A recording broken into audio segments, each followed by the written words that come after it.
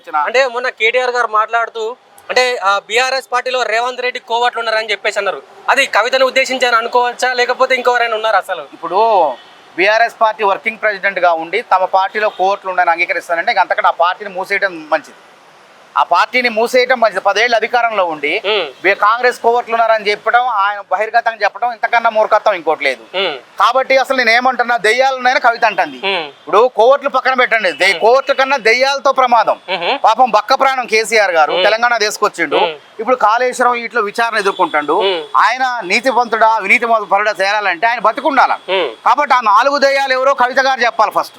ఆ 4 దెయ్యాల పేర్లు ఆడదెయ్యాలా మగదెయ్యాలా వాడి పేర్ల ఆయన చెప్పకుండా రాంచుకుంటా కమిటీలు వేసుకోవడం, జాగృతి కమిటీలు వేసుకోవడం చూస్తుంటే దానివల్ల బీఆర్ఎస్ పార్టీకి వాళ్ళ నాయనకే ప్రమాదం. నేను ఏమంటున్నా, మీరు చెప్తారా కవిత గారు ఆ దెయ్యాల పేర్లు, ఆ దెయ్యాలు ఎక్కడున్నాయో గుర్తించండి, చెప్పండి, ఆయన కాపాడండి.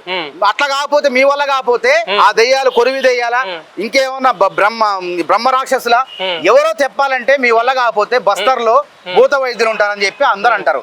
మీ నాయనకి మూఢనమ్మకాలు ఎక్కువ, భక్తి ఎక్కువ. కాబట్టి మీ నాయన్ని కాపాడుకోవాలంటే ఫస్ట్ తెలంగాణ ప్రజలు రేపు విచారణ జరుగుతుంది, ఆ విచారణలో వాస్తవాలు బయటకు రావాలంటే భూత వైద్యులు తీసుకొచ్చి బస్తరు వెళ్ళి భూత వైద్యులు తీసుకొచ్చి ఆ 4 దెయ్యాలు కనిపెట్టండి. లేదంటే మీరు చెప్పండి.